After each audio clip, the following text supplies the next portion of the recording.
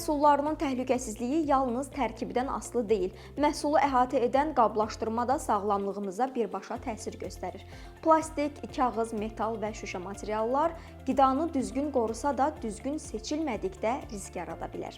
Qida ilə təmasda olan materiallar zərərli maddə buraxmamalı, qidanın tərkibini dəyişdirməməli, dad, qoxu və rənginə təsir göstərməməlidir.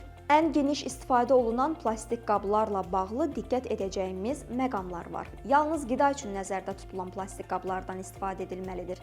Mikrodalğalı soba və ya qabyan üçün nəzərdə tutulmayan qablar yüksək temperatura məruz qalmamalıdır. Birdəfəlik plastik qablar təkrar işlədilməməlidir. Çatlamış, cızılmış və ya rəngi dəyişmiş plastik qablar istifadədən çıxarılmalıdır.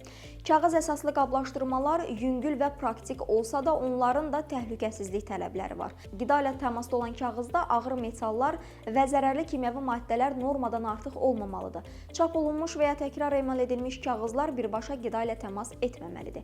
Yalnız yumurta, meyvə və tərəvəz vinyonlarının hazırlanmasında təkrar emal olunmuş kağızlardan istifadə edilməsinə icazə verilir. Metal qablaşdırmalar təhlükəsiz, dayanıqlı və qida ilə təmas üçün uyğun olmalıdır.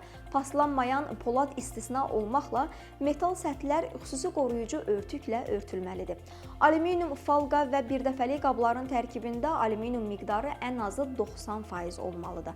Sink kimi metal materiallarla örtülmüş qabların turş qidalar və alkoqollu içkilərlə təması yol verilməz hesab olunur. Şüşə materiallar qidaların dadına və qoxusuna təsir etmədiyi üçün ən təhlükəsiz qablaşdırma növlərindən biri hesab olunur. Lakin şüşə qablarda müəyyən texniki tələblərə cavab verməlidir. Ani temperatur dəyişikliklərinə davamlı olmalı, minimum 42 dərəcə istiliyə dözməlidir. Daxili təzyiq səbəbindən çatlama və partlama riskinin yaranmaması üçün qablar tam doldurulmamalıdır. Qida qablaşdırması düzgün seçildikdə həm məhsulun keyfiyyəti qorunur, həm də sağlamlıq riskləri azalır.